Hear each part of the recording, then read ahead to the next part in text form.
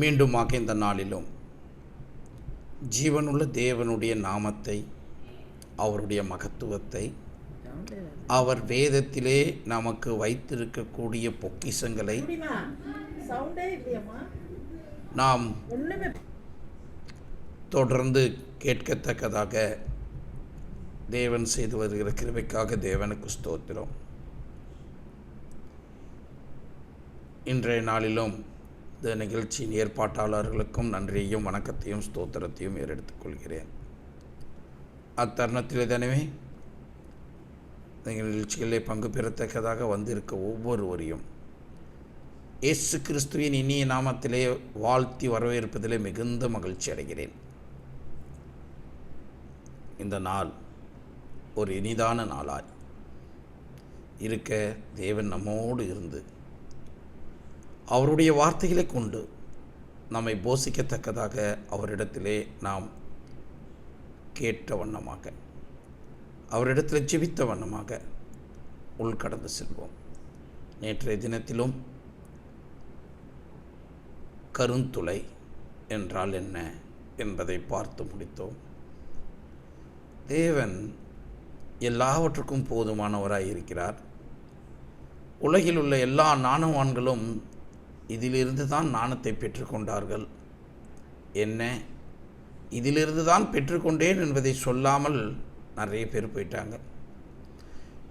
ஏன்னா அவர்களுடைய ஞானம் விளங்கத்தக்கதாக, அவர்களுடைய ஞானம் என்று சொல்லிக்கொள்ளத்தக்கதாக அதை அவரும் பயன்படுத்தி கொண்டார்களே தவிர, இது தேவனுடைய புத்தகத்தில் இருக்கக்கூடிய ஞானம், இது தேவன் எனக்கு தந்த ஞானம், இது தேவனால் வந்த ஞானம், வேறு ஒருவராலும் கண்டிராத ஞானம் என்பதை ஒருவரும் அறியவில்லை, அறிந்தும் புரியவில்லை, புரிந்தும் செய்யவில்லை. தற்பெருமைகளும் அவரவருடைய மேட்டிமையினாலே தேவனுக்கு மகிமையற்றவர்களாய் தங்களை மகிமைக்கு உட்படுத்தத்தக்கதாக வாழ்ந்த மனிதர்களுடைய காரியத்தை தான் பார்க்கிறோம். ஆயினும் நாம் தேவன் எப்படியேப்பட்டவர் என்று தெரிந்து கொண்டு நாம் இந்த நாளிலும் நாம் தேவன் உங்களோடும் என்னோடும் என்ன இந்த நாளிலே சம்பாஷிக்கப் போகிறார் என்று பார்த்தால், தேவன் தெளிவாக ஒரு காரியத்தை சொல்கிறார். உன் பாதையில், நீ போகும் பாதையில் உனக்கு முள் உண்டு. நீ நடக்கும் தடங்களிலே தடை கல்கள் உண்டு என்பதை பார்க்கிலும், நீ போகும் பாதை மலர்வனம் அல்ல, அது பஞ்சு மெத்தை அல்ல, அது சிவப்பு கம்பளம் அல்ல என்பதை வேதம் நமக்கு தெளிவாக சொல்லுகிறதை பார்க்க போகிறோம். முள் என்ற தலைப்பிலே இந்த நாளிலும் பார்க்க போகிறோம். ஆயத்தமாக இருங்கள்.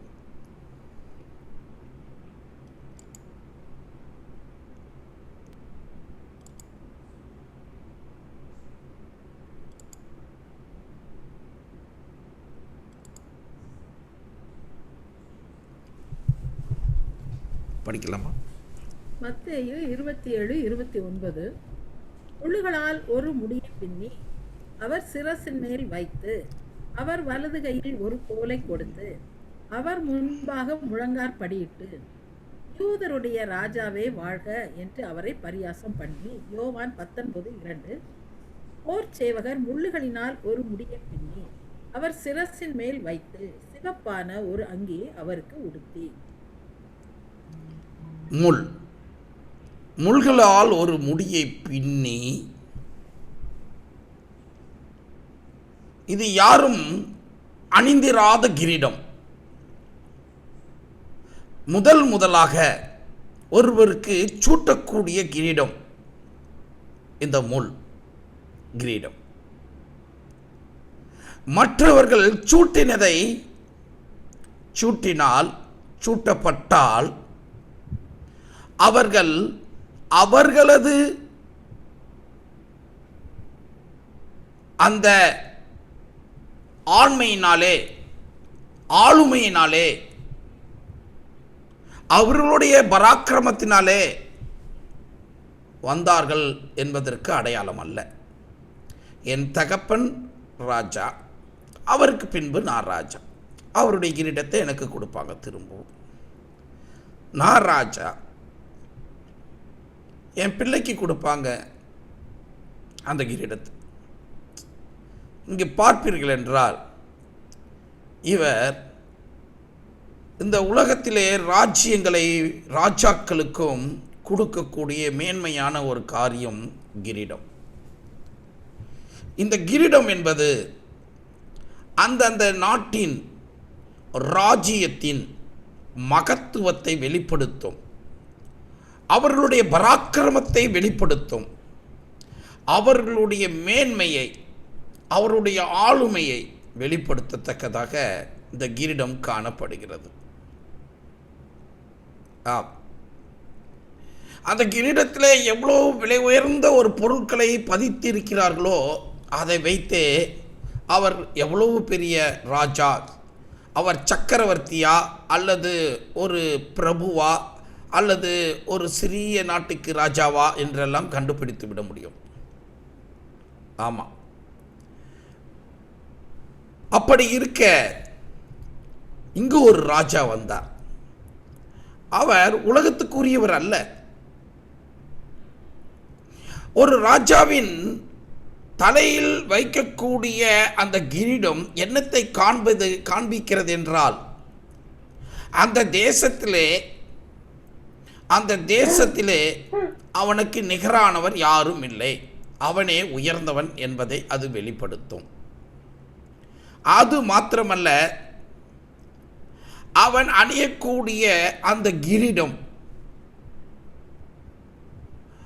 மக்களுக்கு ஒரு பாதுகாப்பு, நான் இருக்கிறேன் என்பதற்கு தனித்துவமான அடையாளத்தை காண்பிக்கக்கூடியதாக அந்த கிரீடம் இருக்கிறது. நான் இருக்கிறேன், கவலைப்படாதீங்க. நான் ராஜாவாய் இருக்கிறேன், கவலைப்படாதீங்க. உங்களுக்கு தேவையான பாதுகாப்பு, உங்களுக்கு தேவையான அடிப்படை வசதிகள், உங்களுக்கு தேவையான சகல விதமான வேலை வாய்ப்புகள், எல்லா காரியங்களிலிருந்தும் உங்களை பாதுகாக்கக்கூடிய ஒரு பாதுகாவலன், உங்களை ஆள்பவன் என்பதை காட்டிலும் உங்களுக்கு நான் ஒரு பாதுகாவலன் என்பதையும் அது குறிக்கிறது. அந்த கிரீடம் பார்ப்பீர்கள் என்றால், இயேசு கிறிஸ்துவுக்கோ அப்படியாகவே வழங்கப்பட்டது. ஆனால் இவருக்கு முள்கிரீடம் சூட்டப்பட்டது. ஏன் முள்கிரீடம் சூட்டப்பட்டது, எதற்காக சூட்டப்பட்டது என்பதை பார்க்க போகிறோம். ஒரு ராஜாவுக்கே உரிய மரியாதையை அவர் கேட்கவில்லை. அவர்கள் அதை தருவதற்கான வாய்ப்பும் இல்லை. அவர்கள் செய்ய வேண்டிய காரியத்தை விட்டுவிட்டு அவரை நகைக்கிறேன் என்று சொல்லி, அவரை நகைத்து அவரை கேலிக்கத்தக்கதாக செய்த காரியம் எப்படியோ அவர் ராஜா என்று அவர்கள் செய்து காரியமாக தென்படுகிறது. ராஜாவுக்கு தான் முள்முடி இந்த கிரீடம் சூட்டப்படும். ஆனால் இந்த ராஜாவுக்கோ முள்கிரீடம் சூட்டப்பட்டது. இந்த ராஜாவுக்கோ முள்கிரீடம் சூட்டப்பட்டது. அவர் எப்படியேப்பட்ட கிரீடத்தை உடையவர். அவருடைய கிரீடத்திற்கு இணையான கிரீடம் இந்த உலகத்தில் யார் அணிவார்? ஏன் அந்த சராசரங்களிலும் யார் அணியக்கூடும்? ஆகையினாலே தெரிந்தும் தெரியாமலும் கூட அவர்கள் ஒரு கிரீடத்தை செய்தார்கள். ஒரு கிரீடத்தை செய்தார்கள். அது கிரீடமாய் இருந்தாலும் அது புதிய கிரீடம் என்பதிலே ஐயமில்லாமல் இருந்தது. மற்றவருடைய மகத்துவத்தை இவர் எடுத்துக்கொண்டதாக காணப்படவில்லை. இவருக்குரிய மகத்துவத்தை அவர்கள் கேலிக்கும் வண்ணமாக கொடுத்தாலும் இவருக்குரிய மகத்துவம் என்னது என்பதை அறிந்தும் அறியாமலும் கொடுத்திருக்கிறார்கள்.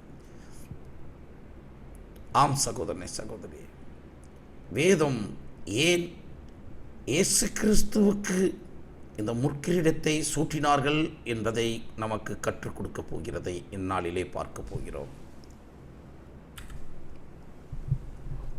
ஆதியாகமம் 3 அதிகாரம் 17வது வசனம். பின்பு அவர் ஆதாமை நோக்கி, நீ உன் மனைவியின் வார்த்தைக்கு செவி கொடுத்து புசிக்க வேண்டாம் என்று நான் உனக்கு விலக்கின விருட்சத்தின் கனியை புசித்தபடியினாலே பூமி உன் நிமித்தம் சபிக்கப்பட்டிருக்கும். நீ உயிரோடு இருக்கும் நாளெல்லாம் வருத்தத்தோடே அதன் பலனை புசிப்பாய். 18. அது உனக்கு முள்ளும் குறுக்கும் உழைப்பிக்கும், வெளியின் பயிர் வகைகளை புசிப்பாய். முள், இந்த முள் என்பது சாபம். சாபத்தின் விளைவாக இந்த உலகத்திலே முள் கொடுக்கப்பட்டது. இந்த உலகத்திற்கு ஆதாம் ஏவாள் வந்த பின் அவர்கள் பாவம் செய்யாது இருந்தால் இந்த உலகத்திலே முள் வந்திருக்காது. இந்த முள் பார்ப்பீர்கள் என்றால் ஒரு மிகப்பெரிய சாபத்தின் விளைவாய் இந்த பூமியில் நுழைந்தது. முள்ளுக்கு நீங்கள் தண்ணி போட்டு பாத்தி கட்டி அதுக்கு நீர் பாய்ச்சி உரம் வச்சு களை வெட்டி எதுவும் செய்ய வேண்டாம், தானாக வளரும். ஏன்? சாபம். இந்த சாபத்தின் முள் ஆதாம் ஏவாளுக்குள்ளாக, உங்களுக்குள்ளாகவும் எனக்குள்ளாகவும் இம்மட்டமாய் காணப்பட்டு கொண்டு இருக்கிறது. இந்த உலகத்தில் உள்ள எல்லா காரியங்களுக்கும், எல்லா பிரச்சனைகளுக்கும், எல்லா குத்தலுக்களுக்கும் அன்று நமக்கு கொடுக்கப்பட்ட இந்த முள் ஒரு மிகப்பெரிய சாபம், மிகப்பெரிய சாபம். இந்த மிகப்பெரிய சாபமாகிய முல்லை நாம் கடந்து கொண்டுதான் இருக்க வேண்டியதாய் இருக்கிறது. நாம் பாதையிலே இதை நாம் பார்த்து கொண்டுதான் இருக்கிறோம்.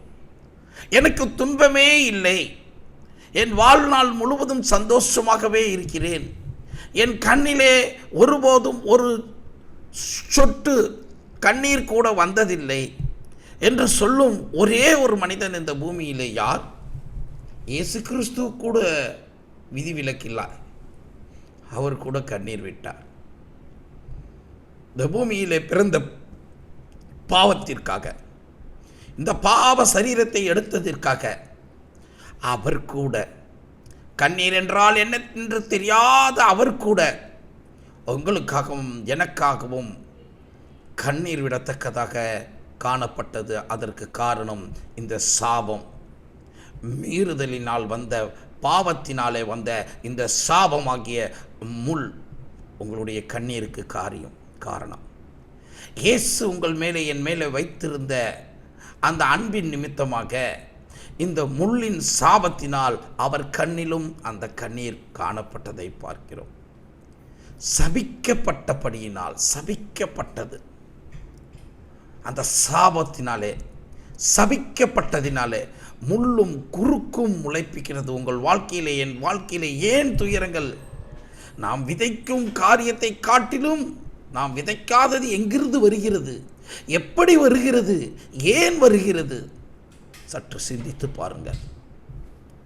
நான் நன்மையானதையே செய்ய யோசிக்கிறேன், நான் நன்மையையே சிந்திக்கிறேன், ஆனால் என் பாவ சரீரமோ இந்த மழுங்கி போட இந்த புத்தியோ தீமையானதையே நடப்பிக்க முயற்சிக்கிறதை பார்க்கிறோம். ஏன்? எதனால் என்றால் அன்று நாம் வாங்கிய மிகப்பெரிய பரிசு, மிகப்பெரிய பரிசு, இறைவனால் உடைய கையிலிருந்தே வாங்கி கொண்ட பரிசு, சாபம். இந்த முள்,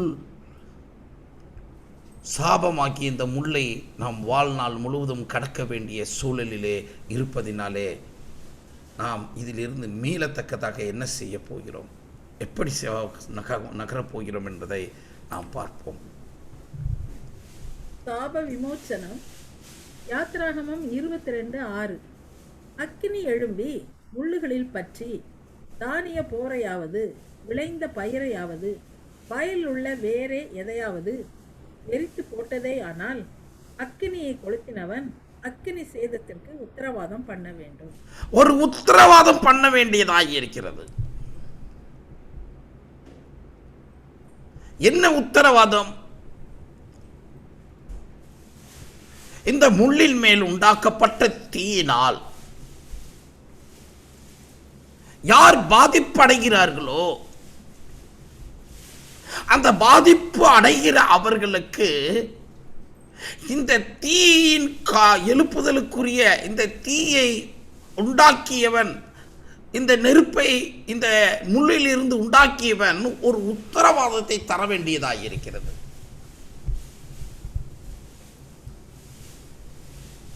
ஒரு நிச்சயத்தை தர வேண்டியதாக இருக்கிறது.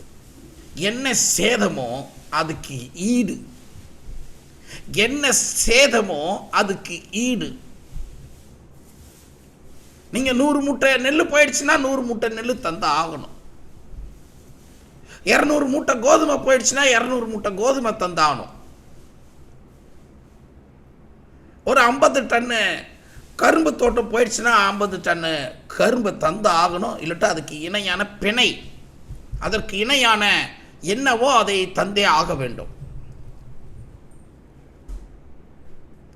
இந்த சாபம் உங்களால் வந்தது, என்னால் வந்தது, நம்மளுடைய மூதாதியராகிய ஆதி பெற்றோர்களாலே வந்தது.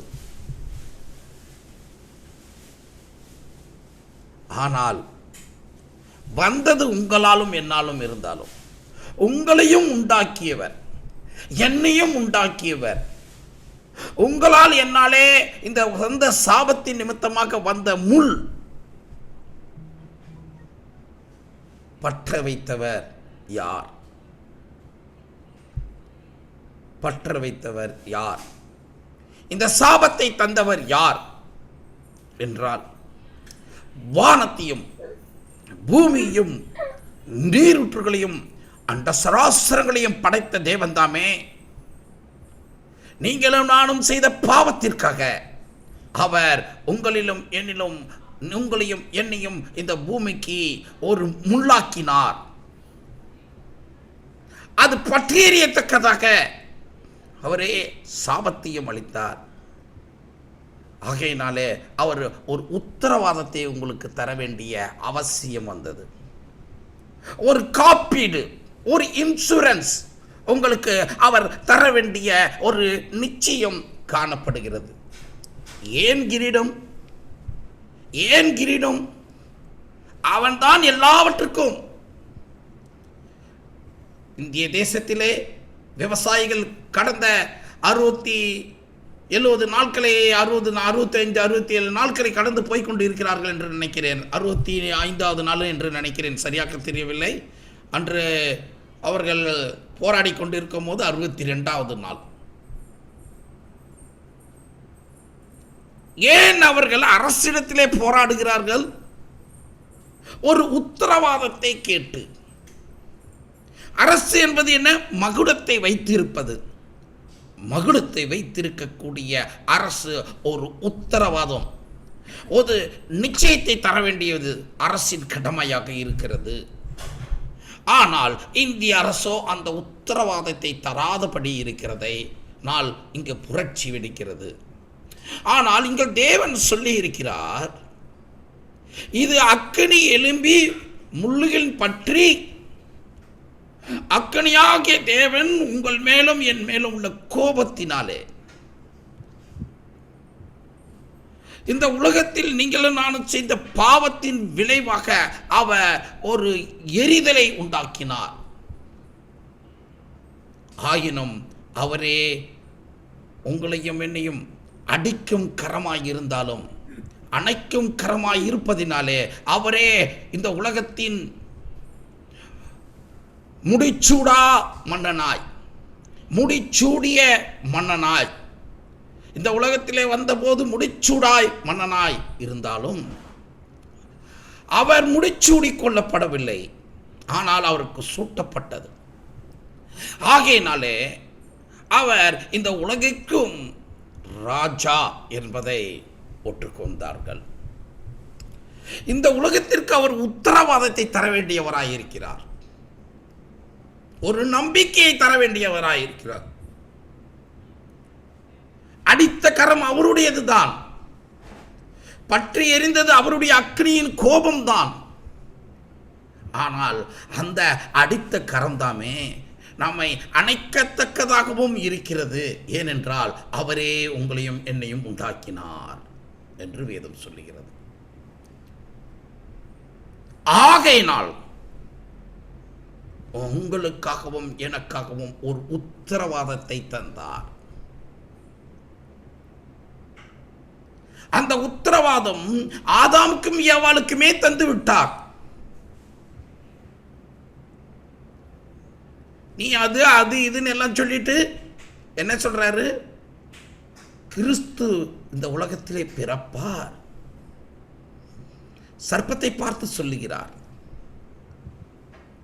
அவர் உன் தலையை நசுக்குவார். ஒரு உத்தரவாதத்தை அங்கு தருகிறார். பாவத்தை அழிப்பார், ஒரு உத்தரவாதத்தை தருகிறார். ஏனென்றால் அவர்தானே உத்தரவாதம் தர வேண்டும். யோசித்து பாருங்க, இந்த முள் ஏன் சுமந்தார் என்றால் சாபத்தை கொடுத்து அவர் ஒரு உத்தரவாதத்தை தந்திருக்கிறார். இந்த முள்ளை உன்னிடத்திலிருந்து எடுத்து போடுவேன், மகளே மகனே, உனக்காக இந்த முள்ளை நான் எடுத்து போடுவேன். அப்படின்னா சும்மா எடுத்து போட்டுற முடியாது. அந்த உத்தரவாதம் தருகிறவர் உங்களையும் என்னையும் மீட்கத்தக்கதாக, உங்களையும் என்னையும் மீட்கத்தக்கதாக ஒரு விலை கொடுக்க வேண்டியதாக இருந்தது. அந்த விலை சாத்தான் அவரிடத்தில் கேட்டுக்கொண்டது, நீர் கொடுத்தீரே இந்த சாபம் முள், அது அவர்களுடையது, அதை நீங்கள் எடுத்து போட வேண்டும் என்றால், நீர் அதை எடுத்து போட வேண்டும் என்றால் அது உமது தலையிலே நான் வைப்பேன், பரவாயில்லையா என்று கேட்டுக்கொண்டார். உங்கள் மேலும் என் மேலும் வைத்த அன்பின் நிமித்தமாக அந்த தேவன் தாமே இந்த சாபத்தை எடுத்தெறியத்தக்கதாக, உங்களாலும் என்னாலும் பிசாசின் உடன்படிக்கைக்கு நம்ம ஒப்புரவாக்கப்பட்டதினாலே வந்த அந்த சாபத்தை எடுத்து போடத்தக்கதாக அந்த நாளிலே கொடுத்த ஒரு உத்தரவாதத்தின் நிமித்தமாக அவர் அவருடைய தலையிலே அந்த முள்முடியை சுமந்தார். சும்மா சுமக்கல, அவருடைய அனுமதி இல்லாத அவரோட நிழல கூட யாரும் டச் பண்ண முடியாது. அவருடைய அனுமதி இல்லாமல் எதையுமே செய்ய முடியாது யாரும். அனுமதித்தார். ஏன் நம்ம அதை அனுமதித்தார்?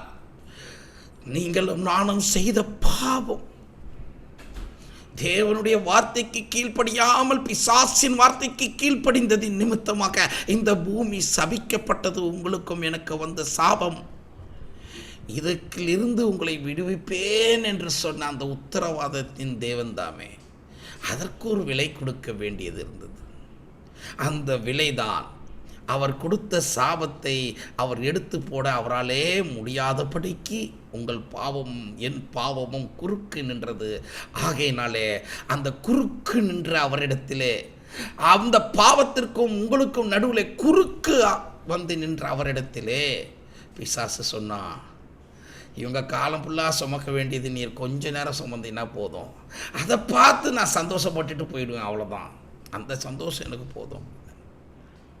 சரி, பரவாயில்ல பரவாயில்ல, அதுதான் உனக்கு சந்தோஷம் அப்படின்னா வச்சுக்கோ, என் பிள்ளைங்களை விட்டுடு, என் பிள்ளைங்களை உனக்கு அதிகாரம் இல்லை,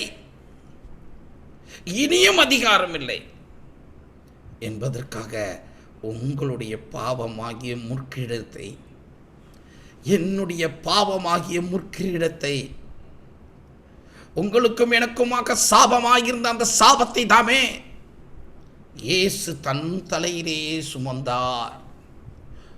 உங்கள் பாதங்கள் நடந்து போகையிலே உங்கள் பாதங்களிலே குத்தி விடக்கூடாது என்பதற்காக அவர் அந்த முட்களை தன் தலையிலே சுமந்தார், அதை கிரீடமாய் சுமந்தார்.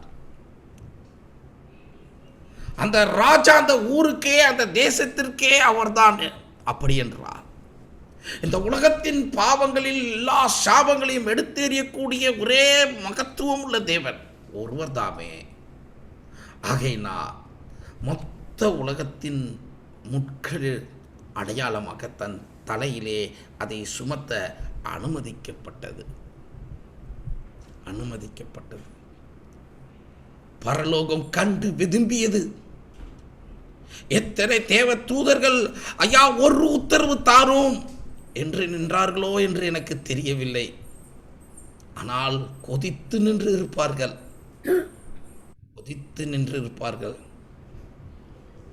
பேதுருவிடத்திலே அவர் சொல்லுகிறாரே, நீ சொல்லுவது போல இருந்தால் எனக்கு ஒரு சனப்பொழுதாகுமா? என் பிதாவினிடத்திலே வேண்டிக் கொண்டால் எவ்வளோ லேகியனுக்கு கணக்கா இறக்கி விட்டுற மாட்டாரா? பேசுறாரு. அவ்வளோ பெரிய மகத்துவம் இல்லை. எல்லாரும் என்ன ஒரு வார்த்தை சொல்லும் கர்த்தாவே அப்படின்னு நின்றுக்கிட்டு இருந்தாங்க. ஆனால் நீங்களும் நானும் பார்த்து அவரை கொக்கரித்து இவரை சிலுவையிலே அறையும் என்று அவரை அவமானப்படுத்தி அவரைக்கு பார்ப்பீர்கள் என்றால் அவமானத்திலும் பார்த்தீர்கள் என்றால் ஒரு காரியம் நடந்தது. அவருக்கு அந்த இரத்தாம்பரமான அங்கி, ஒரு ராஜ மரியாதையை அங்கு கொடுக்கப்பட்டது. அவமானம் என்று நினைத்து கொண்டு தேவனுக்குரிய வெகுமானத்தை அவர்கள் தந்தார்கள். அவருக்கு கிரீடம் கொடுக்கப்பட்டது. உங்களுக்காக எனக்காக அவர் அந்த முற்கிரீடத்தை சுமந்தார். வேதம் சொல்லுகிறதை மேலும் பார்ப்போம். என்னாகமம் 33:55 நீங்கள் தேசத்தின் குடிகளை உங்களுக்கு முன்பாக துரத்தி விடாமல் இருப்பீர்களானால் அப்பொழுது அவர்களில் நீங்கள் மீதியாக வைக்கிறவர்கள் உங்கள் கண்களில் முள்ளுகளும் உங்கள் விழாக்களிலே கூர்களுமாயிருந்து நீங்கள் குடியிருக்கிற தேசத்திலே உங்களை உபத்திரவப்படுத்துவார்கள். ஆதாமுக்கும் ஏவாளுக்கும் ஒரு உலகம் கொடுக்கப்பட்டது. அதை அவரை பண்படுத்தி பாதுகாத்துக்கொள், யாரையும் விடாதே என்று சொன்னான். அவனோ சாத்தானை விட்டு வேடிக்கை பார்த்தான். இந்த உலகத்திற்கு மிகப்பெரிய சாபம் வந்தது. மறுபடியுமாக தேவன் ஒரு தேசத்தை இவர்களுக்கு தரும் பொழுது அதே பாவத்தை செய்து விடாதீர்கள், அது உங்களுக்கு முள்ளாயிருக்கும், அது உங்களுக்கு வேதனையை பிறப்பிக்கும், அது உங்களை சோறும் போக வைக்கும், அது உங்களுடைய எல்லா விதமான நீதியிலிருந்து வழி விலகி ஓட வைக்கும். ஆகையினாலே அதை முழுமையாய் சுத்தம் பண்ணு என்றார். இன்றும் தாமே உங்களிடத்திலும் என்னிடத்திலும் உங்கள் திருச்சபையிலும் என் திருச்சபையிலும் உங்களுடைய இல்லத்திலும் என் இல்லத்திலும் இருக்கக்கூடிய எந்த விதமான அந்நிய காரியங்கள் யாவாயிருந்தாலும் சரி, தேவனுக்கு பிரியமில்லாத அந்நியமானது யாதாயிருந்தாலும் சரி வைக்காதீர்கள். இருந்தால் அது உங்களுக்கு முள்ளாகும். உங்கள் கண்களிலே என்ன செய்யும்? குத்தும். கண்ணை குருட்டாட்டம் பிடிக்க வச்சிடும். ஒன்றும் தெரியாது, சத்தியம் எதுனும் தெரியாது, அனித்தியம் எதுனும் தெரியாது, உண்மை எதுனும் தெரியாது, பொய் எதுனும் தெரியாது. இன்னைக்கு இப்படி தான் எல்லா திருச்சபைகளும் இருக்கிறது, எல்லா கிறிஸ்துவர்களும் இருக்கிறார்கள். எங்கோ தேவனுடைய பிள்ளைகள் ஆங்காங்கே ஒருவர் இருவர் இருக்கிறாரா என்பது எனக்கு தெரியாது, தேவனுக்கு தெரியும். ஆம் சகோதரனே, உங்கள் கண்கள் குருட்டாட்டம் பிடித்து போகாத படிக்கிய அந்த முட்களை நீங்கள் கண்ணியாக உங்கள் பக்கத்தில் வைத்துக் கொள்ளாதீர்கள். உங்களுடைய வாழ்க்கையிலே வைத்துக் கொள்ளாதீர்கள். வைத்துக் கொண்டீர்கள் என்றால் உங்கள் கண்களில் உங்க கண் முடிச்சிடும். கலிக்கன் போடுங்க, முள்ளை எடுத்து குத்திக்காதீங்க. உங்கள் விழாக்களிலே இந்த இந்த நம்மளுடைய எல்லா காரியங்களையும், நம்மளுடைய அசைவுகள் ஒவ்வொன்றையும் ஒன்றில்லாதபடிக்கு கட்டுண்டு போடத்தக்கதாக போய்விடும். குடியிருக்கிற உங்கள் தேசத்திலே உங்களை உபத்திரவப்படுத்துவார்கள், ஜாக்கிரதையாயிருங்கள் என்று சொல்லுகிறார். எல்லா விஷயத்திலும் ஜாக்கிரதையாயிருங்கள். திருமண காரியத்திலே ஜாக்கிரதையாயிருங்கள். பிள்ளைகளை வளர்ப்பதிலே ஜாக்கிரதையாயிருங்கள். திருச்சபையிலே நீங்கள் நடக்க வேண்டிய நடக்கையிலே ஜாக்கிரதையாயிருங்கள். உங்களுக்கு கொடுக்கப்பட்ட ஊழியத்திலே ஜாக்கிரதையாயிருங்கள். உங்களுக்கு கொடுக்கப்பட்ட தலைமைத்துவத்திலே ஜாக்கிரதையாயிருங்கள். கொடுக்கப்பட்ட ஒவ்வொரு சத்திய மார்க்கத்தில் உள்ள என்று சொல்லியும் சத்தியத்தை அறியாதபடி இருப்பதும் உங்களுக்கு கண்ணி. வேதத்தை போதிக்கிறவனுடைய தேவனுடைய பிள்ளையினுடைய நாவிலே எதை தேடுவார்கள்? சத்தியத்தை தேடுவார்கள். அப்படி என்றால் நம்முடைய வாழ்க்கையிலே நம்மிடத்திலே தேடக்கூடிய அந்த காரியம் தென்படவில்லை என்றால் அது உங்களுக்கும் எனக்கும் கண்ணி. வேதத்தை அனுதினமும் நாம் நாவிலே தேடுவார்கள். ஆகையினாலே இந்த வேதம் இல்லாத இந்த நாவு இருந்து என்ன இல்லாத என்ன, இருந்து என்ன இல்லாத என்ன, வேதத்தை படிக்காத இந்த கண்கள் இருந்து என்ன இல்லாத என்ன, வேதத்தை கேட்க மாட்டேன் என்கிற இந்த காது இருந்து என்ன இல்லாத என்ன. வேதம் தெளிவாக சொல்லுகிறது, உங்கள் கண்ணி நீங்கள் தான் வைத்துக் கொள்கிறீர்கள். ஆகையினாலே சகோதரனே சகோதரியே, தேவன் ஒரு உத்தரவாதத்தை தந்து விட்டார். அந்த உத்தரவாதத்தை பிடித்து கொண்டு போவதை விட்டுவிட்டு மறுபடியுமாக உங்களுக்கு கண்ணியை நீங்கள் வரவழைத்துக் கொள்ளாதீர்கள் என்று வேதம் நமக்கு எச்சரிக்கிறது. யோசுவா 23:13 உங்கள் தேவனாகிய கர்த்தர் இனி இந்த ஜாதிகளை உங்களுக்கு முன்பாக துரத்திவிட மாட்டார் என்றும், உங்கள் தேவனாகிய கர்த்தர் உங்களுக்கு கொடுத்த இந்த நல்ல தேசத்திலிருந்து அழிந்து போகும் மட்டும் அவர்கள் உங்களுக்கு கண்ணியாகவும் வலையாகவும் உங்கள் விழாக்களுக்கு சவுக்காகவும் உங்கள் கண்களுக்கு முள்ளுகளாகவும் இருப்பார்கள் என்றும் நிச்சயமாய் அறியுங்கள். திரும்பவும் சொல்றாரு, சொல்லக்கூடிய இந்த தருணத்தில் தாமே உங்களையும் என்னையும் சுத்திகரித்துக் கொள்ளவில்லை என்றால், அந்நியத்தை உங்களிலிருந்து என்னிலிருந்து எடுத்து போடாவிட்டால் உங்கள் கண்களுக்கு முள்ளாக்கப்படும், உங்கள் கண்களுக்குள் முள் தைக்கப்படும்.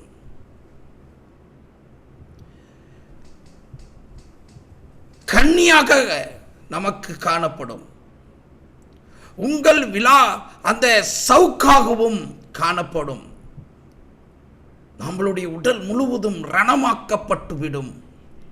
நம்மளுடைய வாழ்க்கையிலே நிம்மதி என்பதை நாம் அடையாதபடிக்கு போய்விடுவோம். நாம் நடக்கும் பாதை முழுவதும் முள்களாயிருக்கும். ஆயினும் தேவன் ஒரு உத்தரவாதத்தை கொடுத்திருக்கிறார். உங்களுக்கு ஒரு அசூரன்ஸ் பண்ணியிருக்கிறார். உங்கள் மேல ஒரு இன்சூரன்ஸ் பண்ணியிருக்கிறார். இவர்களுக்காக நான் முள்முடி சுமந்தேன். அவரை பற்றி கொள்ளப் போகிறீர்களா, அல்லது உங்கள் கண்ணிகளை நீங்களே வைத்துக் கொள்கிறீர்களா? பொதுவாக கண்ணி என்பது மாற்றானிடத்திலிருந்து வரக்கூடியது தான் கண்ணி. ஆனால் இந்த கிறிஸ்துவர்களோ இந்த இஸ்ரவேலர்களோ தமக்குத்தாமே கண்ணி வைத்துக் கொள்கிற மிகப்பெரிய விசித்திர மனிதர்களாய் காணப்படுகிறார்கள். தமக்குத்தாமே கண்ணி, பொறாமை, பொச்சரிப்பு, ஆலயத்திலே தலைவருக்கான மூப்பருக்கான போட்டிகள் இருக்கலாம், பொறாமை இருக்கக்கூடாது. இருந்துட்டு போட்டோம். நம்மளே இருக்கணுமா மூப்பரு, நம்மளே இருக்கணுமா ட்ரெஸரரு, நம்மளே இருக்கணுமா காரியதரிசி, இருந்துட்டு போட்டோம். அவங்களுக்கு கூட நின்று நீங்க அவங்களை கொண்டு வாருங்கள், ஆற்றுங்கள், தேற்றுங்கள். எப்பயும் எல்லா பதவியும் என்கிட்டயே இருக்கணும், மேற்றுமையா இருக்கணும். அதன் முதல் தரமான வரிசையிலே நான் அமர வேண்டும். பரலோகத்தில் தேடுங்க. இங்க தாழ்த்தப்படுகிறவன் அங்கு உயர்த்தப்படுவான். தேவனுக்கென்று வாழ்வதற்கு முயற்சியுங்கள்.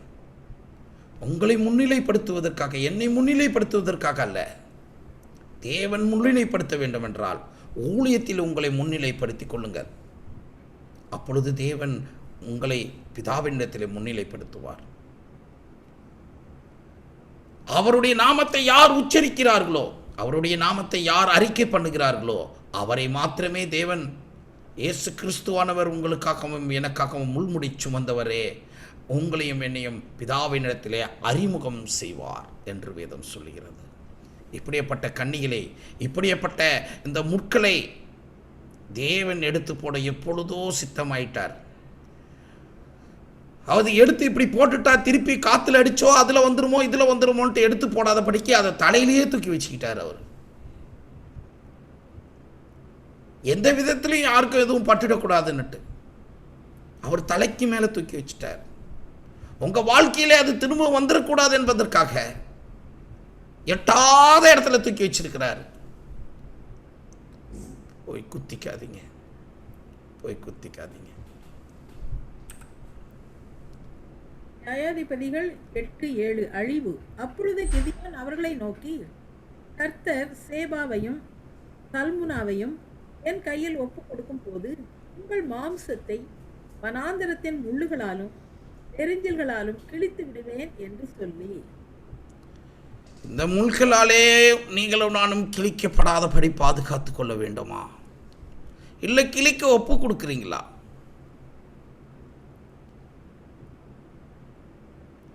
வேதம் சொல்லுகிறது, இந்த அழிவிலிருந்து தப்பித்துக் கொள்ள ஒரே வழிதான் இருக்கிறது.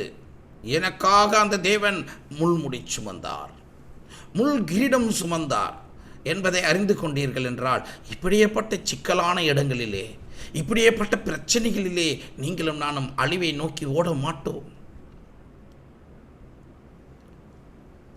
வணங்கா கழுத்துடையவராய் இருப்போம் என்றால் அது உங்களுடையதும் என்னுடையதுமாயிருக்கிறது. அழிவு நிச்சயம். இந்த முற்களினாலே கிழிக்கப்படுவோம். நீங்களும் நானும் கிழிக்கப்படக்கூடாது என்பதற்காக, நெருஞ்சல்களினாலே கிழித்து விடுவேன் என்று சொல்லுகிற அந்த வார்த்தை உங்கள் மேலும் என் மேலும் வராதபடி இருப்பதற்காக அவருடைய தலையிலே முற்கிழத்தை வைத்து அவர் தலையை கிழித்து கொண்டார். உங்களுடைய மேனி புண்ணாக கூடாது என்பதற்காக அவர் சிரசையே புண்ணாக்கி கொண்டார். நீங்களும் நானும் நேர்த்தியாக தலை நிமிர்ந்து நிற்க வேண்டும் என்பதற்காக அவருடைய முகமெல்லாம் அந்த சிரசில் இருந்து வழிந்த அந்த இரத்தத்தினாலே காணப்பட்டது. உங்களுக்காகவும் எனக்காகவும் அவர் முள்முடி சுமந்தார். சும்மா சுமக்கல, உங்களுக்காக எனக்காக. கற்றல் கற்பித்தல். நியாயாதிபதிகள் 8:16 பட்டணத்தின் மூப்பரை பிடித்து வனாந்தரத்தின் முள்ளுகளையும் நெருஞ்சில்களையும் கொண்டு வந்து அவைகளால் சுக்கோத்தின் மனுஷருக்கு புத்தி வர பண்ணி. உங்களுக்கு பிரச்சனை வந்து தான் புத்தி வரணுமா? வேண்டாங்க, தாங்க மாட்டீங்க. நான் உட்காந்துருக்கேன், அதுக்கு அடையாளம். இன்னைக்கு உயிரோடு இருக்கிறேன்னா பெரிய விஷயம். செத்து இருந்தேன்னா இன்னும் 9 வருஷம் தாண்டி இருக்கும். செத்த இடத்துல புல்லு முளைச்சிருக்கும். பட்டாதான் வேண்டாம், தாங்க மாட்டீங்க, தாங்கவே மாட்டீங்க. இதை படுவதை காட்டிலும் சாவது மேல் என்று நீங்களே சாவை தேடி கேட்டுக்கொள்ளுவீங்க. அப்படியே பட்டது. இப்படியேப்பட்ட கற்றல், இப்படியேப்பட்ட கற்பித்தல் மூலமாக தான் நீங்கள் அறிந்து கொள்ள வேண்டும் என்றால் அது மிக கொடுமையான பாடத்திட்டம். நல்ல முறையில் சொல்லும் போதே கேட்டுக்குங்க. தேவன் உங்களுக்கு நல்ல முறையில் எச்சரிக்கும் போதே புரிஞ்சுக்குங்க. இல்லை நான் கேட்க மாட்டேன், இப்படிதான் இருப்பேன், அடம் பிடிச்சா அவர் கற்றுக் கொடுப்பார். அவர் கற்றுக் கொடுக்க ஆரம்பிச்சாருன்னா அவருக்கு முன்பாக நிலை நிற்பவன் யார்? தாங்க முடியாது, தாங்க முடியாது. உங்கள் கண்ணு முன்னாடி நிற்கிறேனே, நானே அதுக்கு உதாரணம். நானே அதற்கு உதாரணம். மறந்துடாதீங்க. அவர் உங்களை அன்போடு இப்போ அழைக்கிறார். ஒரு உத்தரவாதத்தை தந்து அழைக்கிறார். வந்துரு. வரமாட்டேன்னு கழுத்தை துலுக்கிட்டு போனோம்.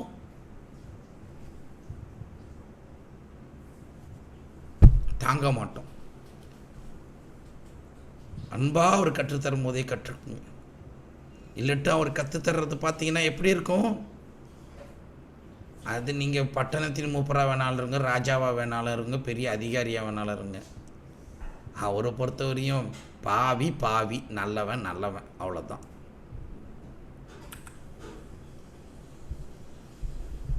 தேவனை அறியாத ஜனங்கள். 2 சாமுவேல் 23:6. பேலியாளின் மக்கள் அனைவருமோ கையினால் பிடிக்கப்படக்கூடாததாய் எரிந்து போடப்பட வேண்டிய புள்ளிகளுக்கு சமானமானவர்கள். இவங்க யாரு? தேவனை அறியாத ஜனங்கள்.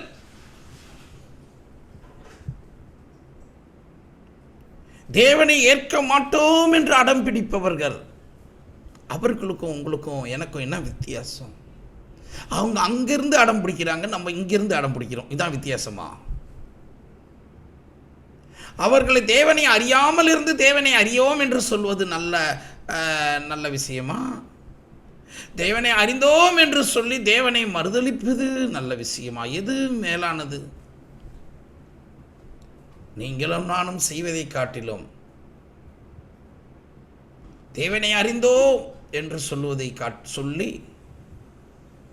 அவருடைய வார்த்தைக்கு நாம் செவி கொடுக்காதபடிக்கு, செவி கொடுத்தும் கேட்டும் அதுக்கு நாம் நடவாதபடிக்கு இருந்தோம் என்றால் அவர்களை காட்டிலும், தேவனை அறியாத அந்த ஜனத்தை காட்டிலும் பரிதபிக்கக்கூடியவர்கள் யார்? வேதம் உங்களிடத்திலே கேட்கிறது. பேலியாளின் மகன் அனைவருமே கையினால் பிடிக்கக்கூடாததாய், ஆண்டவருடைய கைக்கு பிடிப்புக்கு அவருடைய கரத்திற்குள் அடங்காதபடி இருந்தால், அவர் உங்களை கூட்டி அணைத்து கொள்ளத்தக்கதாக வரும்போதெல்லாம் அவருடைய கரத்தை, அவருடைய உள்ளத்தை கிழித்து, உங்கள் பாவமாகிய முள், என் பாவமாகிய முள், ஒவ்வொரு நாளும் அவர் உங்களை அணைக்கும் பொழுதெல்லாம் அவரை குத்தி குத்தி குத்தி குத்தி அவரை பிடிக்க முடியாதபடி ஆயிடுது. அப்படின்னும் போது என்ன ஆகுது? முள்களை சமமா எரிஞ்சிடு. அதை எரியத்தக்கதான முள்களுக்கு சமமானவர்கள், அவர்களை அணைக்கவே முடியாது. அவர்களை அணைக்கவே முடியாது. ஆகையினால இதுக்கு ஒரே வழி, என்னதான் செய்யணும்? பத்த வச்சிருன்ற. எங்க இருக்கிறோம்? எப்படி இருக்கிறோம்? உங்களை நான் நிதானிக்க முடியாது, என்னை நீங்கள் நிதானிக்க முடியாது. ஆனால் என்னை நான் நிதானிக்க முடியும், உங்களை நீங்கள் நிதானிக்க முடியும். ஆகையினாலே சகோதரனே, சகோதரியே, இந்த முள்ளுக்கு சமமாய் நீங்களும் நானும் தேவன் அணைக்க வரும் பொழுதெல்லாம், எப்பொழுது பார்த்தாலும் அவரை குத்தி கிழித்து, அவரை வேதனைப்படுத்தி, அவருடைய சொல்லை கேளாதபடிக்கு செவியை விலக்கி, அவரவர்களுக்கு இஷ்டமானதை செய்து, அவரவர்களுக்கு பிரியமானதை செய்து, அவருக்கு செவியை கொடுக்க மாட்டேன், எனக்கு இஷ்டமானதை நான் தெரிந்து கொள்வேன், என் இஷ்டமான வழிகளிலே நான் நடப்பேன், நான் தேவனுடைய வார்த்தைகளுக்கு ஏன் செவி கொடுக்க வேண்டும் என்று இருந்தீர்கள் என்றால், பாவத்தை அனுமதித்து பாவத்திலே உழண்டு கொண்டு இருந்தீர்கள் என்றால், இருந்தோம் என்றால், தேவன் உங்களையும் என்னையும் வாரி அணைக்கத்தக்கதாக பாவத்தோடு இருந்தாலும் வான் வராரு. ஆனால் உங்கள் பாவமும் என் பாவமும் அவரை குத்திடுதுங்க, குத்திடுது. எத்தனை தடவை உங்களுக்காக முள்முடி சுமப்பார்? யார் அந்த முள்? பாதையெல்லாம் முள்ளா? இல்லையிட்டும் வாழ்க்கை முழுவதும் நம்மளே முள்ளா யோசித்து பாருங்க. உங்களில் இருக்கக்கூடிய முள்களை எடுத்து போடுங்க. பாவ முள், சாப முள்ளை எடுத்து போடுங்க. அப்படி இல்லைனா அந்நியமாக்கப்பட்டு விடுவீர்கள். இன்று நாங்கள் தான் நிற்கிறோம் என்று சொல்லுகிற எத்தனையோ திருச்சபைகள் அந்நியமாக்கப்பட்டு விடும். நாங்கள் தான் ஜீவனுள்ள தேவனுக்கு என்று வாழ்கிற உத்தம மார்க்கத்தார் என்று சொல்லுகிற நீங்களும் நானும் அந்நியமாக்கப்பட்டு போகும் முன்பாக தேவனுக்குள்ளாக ஒப்புரவாகத்தக்கதாக தேவனே என்று அவருடைய காலடியிலே பதிந்து குனிந்து நின்றோம் என்றால், உங்களுடைய பாவங்கள், என் பாவங்கள், என் மேட்டிமைகள், என்னுடைய உள்ள இருக்கக்கூடிய அக்கிரமங்களை எல்லாவற்றையும் விட்டுவிட்டு தேவனே தஞ்சம் என்று அவரிடத்தில் இருந்தோம் என்றால் அவர் நம்மை கூட்டி அரவணைத்துக் கொள்வார். அவர் கூட்டி அரவணைக்க வேண்டும் என்றால் நாம் தலை குனிந்து தேவனிடத்தில், ஐயா என்னை ஏற்றிக்கொள்ளும், என் பாவங்கள் எல்லாம் தொடச்சி போட்டுடும் ஆண்டவரே அப்படின்னு சொல்லிட்டீங்கன்னா அவர் உங்களுக்கு ஒரு உத்தரவாதத்தை தந்திருக்கிறார். அந்த உத்தரவாதம் தான், மகனே மகளே உனக்காக நான் முள்முடி சுமந்தேன். உத்தரவாதம். உன் சாபத்தை நீக்கினவர் இயேசு கிறிஸ்து. அப்படி இல்லைன்னா அந்நியமாக்கப்பட்டு விடுவீர்கள், அந்நியமாக்கப்பட்டு விடுவீர்கள். உன்னத பாட்டு 2:2. முள்ளுகளுக்குள்ளே லீலி புஷ்பம் எப்படி இருக்கிறதோ அப்படியே குமாரத்திகளுக்குள்ளே எனக்கு பிரியமானவளும் இருக்கிறாள். இந்த முட்களுக்கு நடுவிலே எப்படி லில்லி புஷ்பம் இருக்கிறதோ, இங்க பாருங்க, இந்த லில்லி புஷ்பம் அப்படியே முட்களுக்குள்ள இருக்குது பாருங்க. எல்லாரும் இந்த லில்லி புஷ்பத்தை ஏன் பார்த்துட்டு இருக்கிறாங்க? இங்க ஒரு லில்லி புஷ்பம் இருக்குதே, பார்த்தது இல்லையா?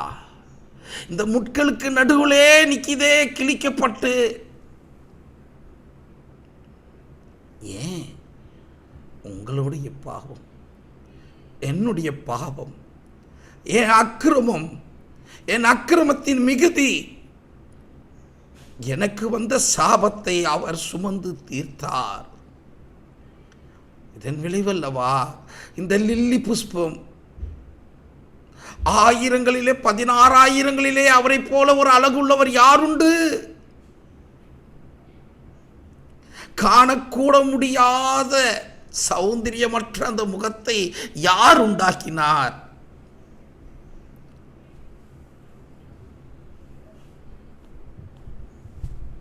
நீங்களும் நானும் தான் உண்டாக்கணும்.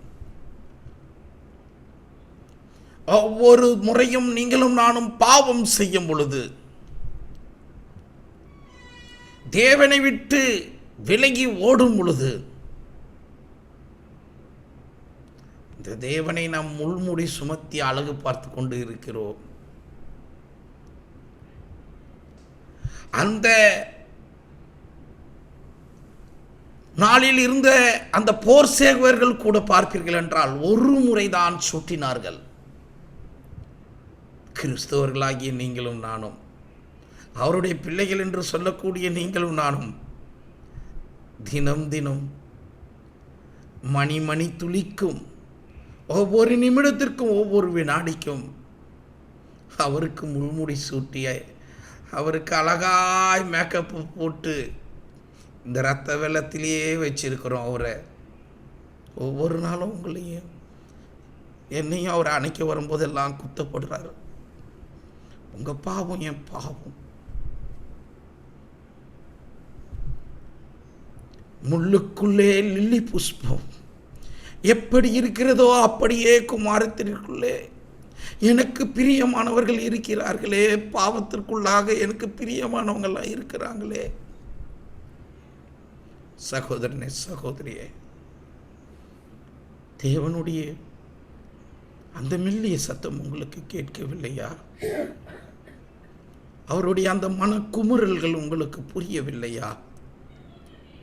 கோழி தன் குஞ்சுகளை கூட்டி சேர்ப்பது போல எத்தனை முறை உங்களையும் என்னையும் கூட்டி சேர்த்தார். ஆனால் நாமோ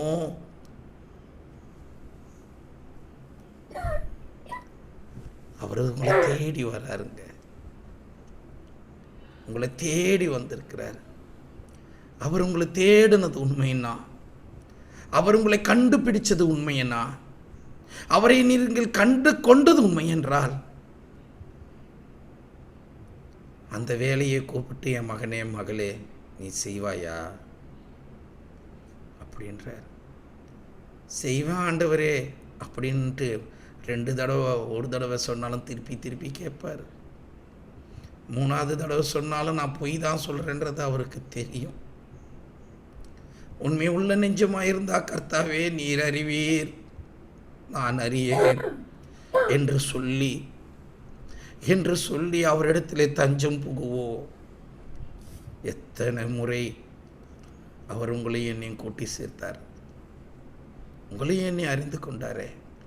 வேதம் சொல்லுகிறது, முட்களுக்குள்ளே லில்லி புஷ்பம் எப்படி இருக்கிறதோ அப்படியாகவே குமாரத்திகளுக்குள்ளே எனக்கு பிரியமானவர்கள் இருக்கிறார்கள். அவங்களெல்லாம் போய் மீட்டுக்கிட்டு வர யார் இருக்கிறா? அவங்களுக்கெல்லாம் மொத்தமான விலை கொடுத்துட்டனே, இதை போய் யார் சொல்லுவா? அவங்களுக்கு கிடைக்கப்பட்ட அந்த சாபத்துக்காக நான் முள்முடி சுமந்து 2000 வருடம் ஆகிவிட்டதே. ஆனால் உன்னை மீட்டு கொண்டேனே, உன்னை நான் பேர் சொல்லி அழைத்தேனே. எதற்காக? எப்போ போவ? அந்த முள்ளுக்கு நடுவில் தான் சிக்குண்டு நிற்கிறாங்க.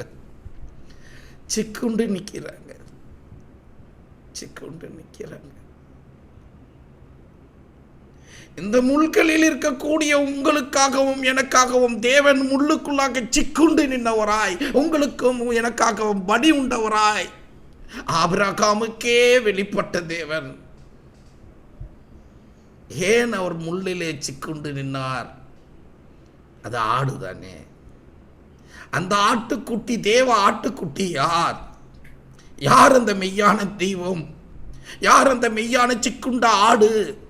உங்களுக்காகவும் எனக்காகவும் தானாய் சிக்கி கொண்டவர், பாதை தெரியாமல் முள்ளிலே சிக்கி கொண்ட உங்களை போல என்ன போல இல்லை. அவரு உங்களுக்காக எனக்காக அந்த இடத்திலே சிக்குண்டவராய் காணப்பட்ட, அந்த முள்ளிலே காணப்பட்ட அந்த தேவன் தாமே இப்பொழுதும் அவர் லில்லி முள்ளுக்கு நடுவில் இருக்கிற லில்லி புஷ்பமாய் அவர் உங்களிடத்திலே என்னிடத்திலே கேட்கிறார், மகனே மகளே ஒரு விசை மறுபடியுமாக உன்னிடத்திலே கேட்கிறேன்.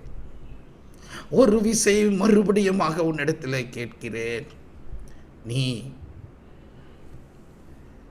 என் குமாரத்திகள், எனக்கு பிரியமானவர்கள் எல்லாம் அங்கதையா இருக்கிறாங்க, போ அழைச்சிக்கிட்டு வாயான்றாரு. இந்துக்கள் எல்லாம் அவருக்கு வேண்டாவரா? இஸ்லாமியர் எல்லாம் அவருக்கு வேண்டாதவங்களா? உலகத்தில் 4300 மேற்பட்ட அந்த சமயத்தில் இருக்கிறவங்கெல்லாம் கடவுள் வேண்டான்னுட்டாரா? அவங்கள எல்லாத்தையும் உங்களுக்கு மட்டும்தான் ரத்தம் சிந்தினாரா? உங்களுக்கு மட்டும்தான் அவர் அந்த முள்முடி சுமந்தாரா? எல்லாத்துக்கும் தானே, எனக்காகவும் தானே, உங்களுக்காகவும் தானே. இதை போய் சொல்லணும்ல. உங்களை என்ன சுமக்கவா சொல்கிறாரு? சொல்லுதானே சொல்கிறார். அது கூட முடியாதுன்னா ஆண்டவர் கண்ணீர் வடிக்கிறார். எருசலேமை பார்த்து கண்ணீர் வடிக்கிறார். உங்களை பார்த்து கண்ணீர் வடிக்கிறார். என்னை பார்த்து கண்ணீர் வடிக்கிறார். நீ யாரென்று உனக்கு தெரியாமல் இருக்கிறதே, உன்னையே உனக்கு யாரென்று தெரியலனா நீ எப்போ என்ன அறிந்து கொள்வாய்? என் கரத்தின் கிரியை என்பதை நீ அறிந்து கொண்டால் அப்பொழுது நீ என்னை அறிந்து கொள்வாயே. நீ யாருன்னு தேடு மகனே மகளே. என்னிட்ட உங்ககிட்ட பேசுகிறாரே, அந்த சத்தம் உங்களுக்கு கேட்கலையா? அவர் அடித்தாருன்னா தாங்க முடியாதுங்க. அவர் அணைச்சாருன்னா கிட்ட போயிடுங்க. உங்கள் பாவமும் என் பாவமும் அவரை குத்தாதபடி இருந்ததுன்னா நம்மளை அணைச்சிப்பார், இல்லாட்ட தூக்கி எரிஞ்சிருவார். முள்ளுக்குள்ளே லில்லி புஷ்பம் எப்படி இருக்கிறதோ அப்படியாகவே மக்கள் சிக்குண்டு பாவத்தினாலும் அறியாமையினாலும் அக்கிரமத்தினாலும் மீறுதல்களினாலும் மேட்டுமையினாலும் பொறாமை பொச்சரிப்பினாலும் நானா நீயா என்பதினாலும் பதவியினாலும் சிக்குண்டு நிற்கிறார்கள். திடப்படுத்து.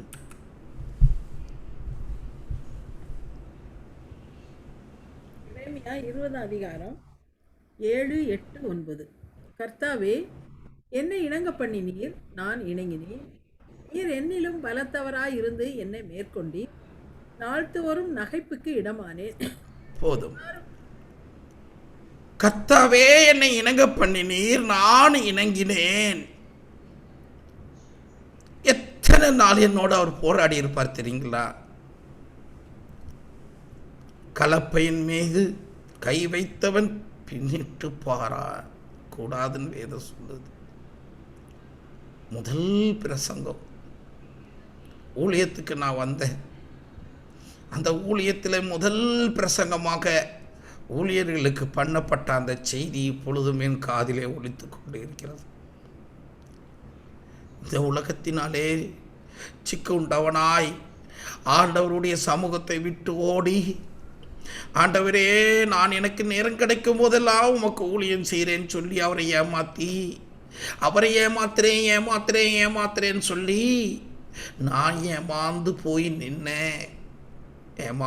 போய் நிற்கும் போது தான் இந்த உலகத்தின் முட்களினாலே குத்தப்பட்டு பீக்கப்பட்டு சின்னாபனமாக்கப்பட்டு செத்து போயிடலாமான்ற நிலையில் வாழ்கிறத விட இந்த வாழ்க்கையை எதற்கு இந்த வாழ்க்கை? எல்லாம் பார்த்தாச்சு, எல்லாம் பணம் பார்த்தாச்சு, பதவி பார்த்தாச்சு, பேரு புகழ் எல்லாம் பார்த்தாச்சு. ஆனால் திருப்பி ரோட்டுக்கு வந்தாச்சு. செத்துடலாம். இந்த கடவுள் என்ன கடவுளா இவரு என்னை கைவிட்டுட்டு என்னை ரோட்டில் நிறுத்திட்டாரே நான் அழுது புலம்பி நின்று கடவுளோட பேசாத இருந்தேன். நான் வந்தார், என்னோட பேசினார், என்னை தட்டி கொடுத்தாரு. மகனே, இதுக்கு தான் நான் போகாதேன்னு சொன்னேன். நீ போகணும் ஆசைப்பட்ட, போயிட்டு வான்னு அனுப்பிச்சேன். வந்துடுவேன்னு காத்திருந்தேன். வராதையே போயிடுவியோ அப்படின்ற பயத்தில் உனக்கு அங்கங்கே தடைக்கல்களை வச்சேன், அங்கங்கே முட்களை வச்சேன். நீ அதெல்லாம் தாண்டி எத்தனை கீரல் விழுந்தாலும் தொடச்சி போட்டுட்டு போறியடா. இப்போ தாண்டவே முடியாத முட்கள் உனக்கு முன்னாடி போட்டு வச்சிருக்க. இதுக்கு மேலேயும் நீ வரலனா நீ இந்த உலகத்தில் சிக்குண்டுடுவடா, அழிஞ்சிடுவடா, உன் வம்சமே போயிடும்டா. வந்துடுறா என் மகனே அப்படின்னுட்டு என்னோடு தேவன் கர்த்தாவே என்னை இணங்க பண்ணினார். நான் இணங்கினேன். நீர் என்னிலும் பலத்தவராயிருக்கிறீர். என் சிந்தை வேறு.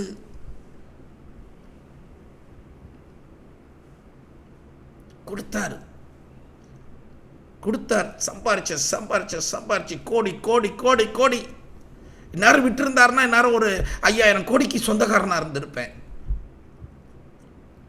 விட்டார். போன வான்னு அனுப்பிச்சார். என்ன திரும்புறா போலையே தெரியல. நான் தான் வரேனே, கரெக்டாக ஆலயத்துக்கு வரேன், தசம்பாகம் தரேன், அப்பப்போ என்னால் முடிஞ்சதை கோயில் கட்டித்தரணுமா கட்டித்தரேன், என்னால் முடிஞ்சதா யாருக்குன்னா உதவி செய்கிறேன். நீ வாண்டார். அதனே யாருக்கு வேணும்? என்கிட்ட இல்லையா? போடா நீ வா அப்படின்னாரு. நான் வர மாட்டேன். வச்சார். நான் ஆசைப்பட்டதுக்கோசரம் என்னை எவ்வளோ தொலைவு விடணுமோ விட்டார். சம்பாரிச்சேன். திடீர்னு ஒரு நாள் நான் சம்பாதித்த எல்லா காரியமும் என்னை விட்டு போனது. வெறும் நஷ்டம் மட்டுமே பார்த்தீங்கன்னா 80 கோடிக்கு மேலே நஷ்டம். அப்போனா நான் சம்பாரிச்சது எவ்வளோ இருந்திருக்கும் பாருங்க. ரோட்டுக்கு வந்தேன், தெருவுக்கு வந்தேன். பங்களா, சிங்கப்பூரில் ஸ்விம்மிங் பூலோட வீடு, கார்கள், வேலையாட்கள் 120 130 வேலையாட்கள், மதிப்பு மரியாதை எல்லாத்தையும் தாண்டினேன். எல்லாம் ஒரு நொடியில் போச்சு. ஆனால் அழுக வரல. அன்னைக்கு நின்ன கல்லெஞ்சக்காரன்டா, எப்படா உனக்கு அழுக வரலன்னு கேட்டாங்க எல்லாரும். அழ மாட்டேன், அவரோடு போராடின, சண்டை போட்ட, உன்கிட்ட பேச மாட்டேன், நீ நான் கடவுளா, உன்கிட்ட எத்தனை பொருத்தனை பண்ணேன், என்னால் முடிஞ்சதெல்லாம் செஞ்சனே, ஏன் இந்த பொருத்தனைக்கு எனக்கு நீர் ஏற்றுக்கொள்ளல, ஏன் என்ன உயரத்தில்னு கேட்டேன். போ, உங்க கூட பேச மாட்டேன். எவ்வளோ நாள் இருப்பேன், எவ்வளோ நாள் நான் பேசாத இருப்பேன். வேற வழி இல்லை. திரும்பவும் பேசும்போது ஆண்டவர் சொல்றாரு, என்னை இணங்க பண்ணினார். நீங்க அவரை விட்டு ஓடுனீங்கன்னா எங்க இருந்தாலும் சரி, நீங்க எவ்வளோ பெரிய ராஜாவா இருந்தாலும் சரி, நீங்கள் எவ்வளோ பெரிய கோடீஸ்வரனா இருந்தாலும் சரி, எவ்வளோ பெரிய குடிக்காரனா இருந்தாலும் சரி, எவ்வளோ பெரிய கொலைக்காரனா இருந்தாலும் சரி, அவர் கூப்பிட்டுட்டார்னா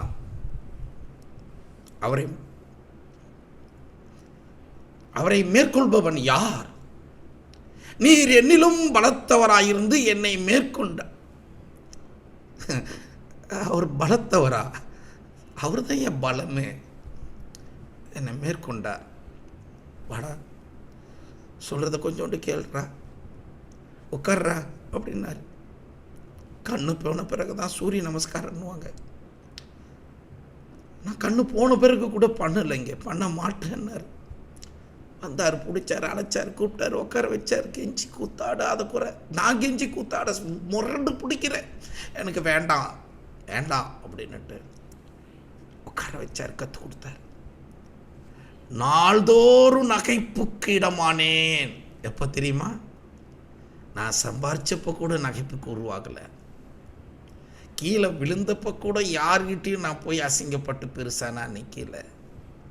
வேதனை இருந்தது, கஷ்டம் இருந்தது, துயரம் இருந்தது, என் கண்கள் கலங்கியதில்லை. தேவனுடைய மகத்துவத்தை அறிந்து கொண்டு திரும்பவும் ஒரு விஷயம் எனக்கு கற்றுக் கொடுத்தாரு. அதை தான் நீங்கள் இந்த 58 நாளாக்க பார்த்து 59வது நாள்லையும் பார்த்துக்கிட்டு இருக்கீங்க. எல்லாத்தையும் கற்றுக் கொடுத்தாரு. கற்றுக் கொடுத்துட்டு போடா சொல்றா அப்படின்றாரு. போடா சொல்றாவா, நான் எங்க போவேன், யார்கிட்ட போவேன்? அதுக்கு முன்னாடி மதிச்சவங்க, இது பண்ணவங்க, கேட்டவங்க, பார்த்தவங்க இப்போ கூப்பிட்டா கூட காது கேட்காத போல போறாங்க. இந்த கடந்த 8-9 மாசத்துல எத்தனை பேர்த்துக்கிட்ட தெரியுங்களா பிச்சை எடுக்காத குறை. எனக்கு சோத்துக்கு இல்லாதப்ப கூட யார்கிட்டையும் போய் கையேந்தி நின்னது கிடையாது. நான் ரோட்ல நின்னப்ப கூட யார்கிட்டையும் போய் கையேந்தி நின்னது கிடையாது. ஐயா, நான் சத்தியத்தை சொல்லணும், ஒரு வாய்ப்பு தாங்கன்ட்டு நான் கேட்காத இடம் கிடையாது. அதில் ஒரு சிலர் வாய்ப்பு கொடுத்தாங்க. ஒரே ஒரு தடவை பேச எனக்கு வாய்ப்பு கொடுங்க. கடவுளுடைய மகத்துவம் எவ்வளோ பெருசு, அறியாததையும் புரியாததையும் தேவன் எனக்கு கொடுத்திருக்கிறார். நிச்சயமாக நான் சொல்கிறேன், அது உங்களுக்கும் தெரியாதது தான் அப்படின்றதுக்கு ஒரே ஒரு சாம்பிள் கொடுக்குற ஒரு வாய்ப்பு கொடுங்கன்னு நூற்றுக்கணக்கான இடத்துல கேட்டேன். பெரிய பெரிய நண்பர்கள்லாம் இருக்கிறாங்க, போதகர்கள்லாம் இருக்கிறாங்க. ஒரு சிலர் கொடுத்தாங்க, ஒரு 7-8 சபையில், ஒரு 6-7 சபையில் கொடுத்தாங்க. அந்த 6-7 திருச்சபைக்கும் போனேன். எதுக்காக வாய்ப்பு கொடுறான்னு கேட்குறானே அப்படின்ட்டு அவங்களுக்கே தெரியாது. சும்மா ஆசையில் கேட்குறான். அவனும் பேசணும்னு கேட்குறானா என்னான்னு தெரியல. ஏன்னா அவங்களெலாம் அறியாதவர்கள், அவங்கன்னா யாருமே தெரியாது. எனக்கு தெரிஞ்சவங்க யாருமே எனக்கு கொடுக்கல.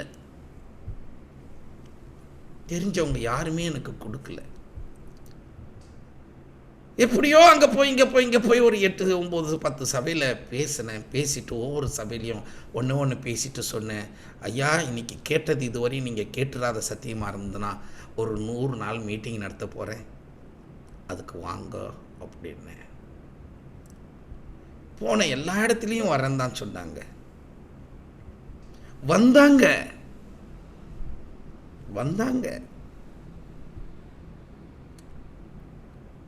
கொஞ்ச நாள்லயே எங்க போனாங்கன்னு எனக்கும் தெரியல. நான் வேற யாருக்கும் அறிவிப்பு கொடுக்கல. வேற யாருக்கும் பெருசாக சொல்லல. ஏன்னா என்கிட்ட பணம் இருந்தப்போ அருள் இல்லாதவருக்கு அவ்வுலகம் இல்லை, பொருள் இல்லாதவருக்கு இவ்வுலகம் இல்லை என்று சொன்னா போல, பணம் இருந்தப்போ நான் சத்தியத்தை சொல்ல வரல, சத்தியம் சொல்ல வரும்போது ஓட்டாண்டியா நிற்கிறேன். ஆகினால எனக்கு விளம்பரம் பண்ணவோ எனக்கு சப்போர்ட் பண்ணவோ யாரும் இல்லை. இந்த 8-10 பேரை கொடுத்திய கடவுளே போதும் ஆண்டவரே. இதில் 200 பேருக்கு மேலே இருக்கிறாங்க. இந்த 200 பேர் வந்துட்டாங்கன்னா இந்த 200 பேரை கொண்டு 500 1000 ஆயிடும் அப்படின்னு சந்தோஷமாக ஆரம்பித்த முதல் நாள் 2ஆம் நாள் போச்சு. வந்தாங்க, சொன்னேன் 2 கை இருக்குது இல்லையா, ஞாபகம் இருக்கா? 2 கையில் 2 பேரை பிடிச்சிக்கிட்டு வாங்க. என்ன 160 பேர் வந்தாங்க. இந்த 160 பேரும் 150 பேர்னு வச்சுங்க, 2 பேரை பிடிச்சின்னு வந்திருந்தாங்கன்னா 2ஆவது நாளே 3ஆவது நாளே 450 பேர் ஆகிருக்கும். 450 பேரும் 2 பேரை பிடிச்சிக்கிட்டு வந்திருந்தாங்கன்னா 1000 பேர் கடந்து நேரம் போயிருக்கும். ஆனால் எல்லாம் திரும்பவும் போயிட்டாங்க. ஏன் போனாங்கன்னு எனக்கும் தெரியல. வேதம் சொல்லுது, யாக்கோப்போட பாடம் உங்களுக்கு ஒரு நாள் நடத்தினேன் இல்லையா, என் சொந்த கதையை சோக கதையை எதுக்கு உங்கள்கிட்ட சொல்லணுன்றதுக்கு தான் நான் எதையும் சொல்லாத முடிஞ்ச அளவுக்கு மூடி வைக்கிறது. ஆனால் தேவனுக்கு சாட்சின்னு ஒன்று விஷயம் இருக்கு இல்லையா, அதனால் சொல்ல வேண்டிய கட்டாயம். நான் நினச்சி கூட பார்க்காதையே சொல்லிடுறேன். அன்றைக்கி யாக்கோப்பு நடத்தினேன் இல்லைங்களா, அந்த இடத்துல யாக்கோப்புன்னு போட்டுக்காதீங்க, பன்னீர்செல்வம்னு போட்டுக்குங்க. என்ன ஒரு மிகப்பெரிய தண்டனையை எனக்கு கொடுக்கல, அவ்வளோதான். ஏதோ எல்லாம் கடந்த பின்னும் என் மனைவி என் பிள்ளைங்களை மட்டும் எனக்கு வச்சிருக்கிறாரு. அதுலேயும் என் மனைவி சும்மா போய் படுத்து சும்மா இல்லை, முடியாத போய் படுத்து சும்மானா அடிக்கடிக்கு போய் படுத்துட்டு, இந்த கூட்டம் ஆரம்பிக்கிறதுக்கு 4 நாளைக்கு முன்னாடி கூட பார்த்தீங்கன்னா 5 நாளைக்கு முன்னாடி ஹாஸ்பிட்டல் தான் கிடந்தா. எல்லாம் ரெடி பண்ணிட்டேன், ஹாஸ்பிட்டலில் போய் படுக்கிறா. அவள் ஹாஸ்பிட்டலுக்கு போய் படுத்தாலே முடிஞ்சு போச்சு. எப்போ இருப்பாளா திருப்பி வருவாளான்னு தெரியாதுங்க. அவட்ட நான் காட்டிக்க மாட்டேன். அவள் கூட நினச்சிக்கலாம், கல் நெஞ்ச பயிலாக இருக்கிறானே, நம்ம மேலே கொஞ்சம் கூட கேர் பண்ணிக்க மாட்டானே, நம்ம மேலே கொஞ்சம் கூட அக்கறை இல்லையும் கூட நினைக்கிற அளவுக்கு தான் இருக்கிறேன். ஏன் தெரியுமா, எனக்குள்ள ஒரு சின்ன பயம் இருக்குது, பாசம் வைக்கிறதெல்லாம் காணா போயிடும். அதனால் பொண்டாட்டி நான் புருஷன், கடவுள் கொடுத்தாரு, அவ்வளோதான். புள்ள அப்பா கடவுள் கொடுத்து பயம், அதுவும் போயிருந்தா எப்பயோ போயிருக்கணும். அதுவும் 6 வருஷத்துக்கு முன்னாடியே போய் சேர்ந்துருக்கணும். என் மனைவியும் எப்படியோ ஒரு இன்சூரன்ஸுன்னு இந்த ஊரில் இருக்கிறதுனால தப்பிச்சு இது வரையும் அவருக்கு ஒரு 18 லட்சத்துலேருந்து 20 லட்சத்துக்கிட்ட செலவாயிருக்கும். பணம் இருக்கும் போது எனக்கு லட்சன்றதுனா சாதாரண விஷயம். இல்லாத சமயத்தில் தானே வேணாம் வருது. இன்சூரன்ஸ் இருக்கிறதுனால தப்பிச்சு போயின்னு இருக்கிறோம். அவன் வேலை செய்கிற இடத்துல இன்சூரன்ஸ் இருக்குது.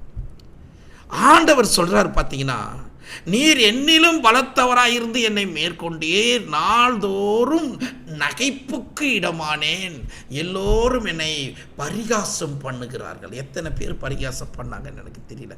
ஃபோன் அடித்து உசுரை வாங்குவேன்.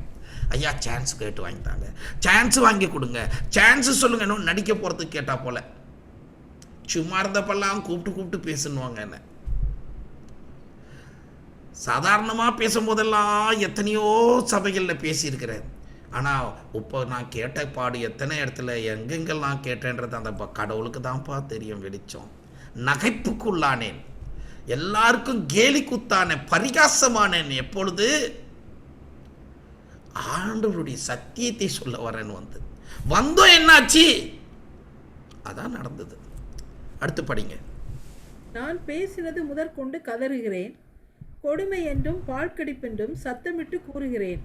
நான் கூறின கர்த்தருடைய வார்த்தை நாள்தோறும் எனக்கு நிந்தையும் பரிகாசமும் ஆயிற்று.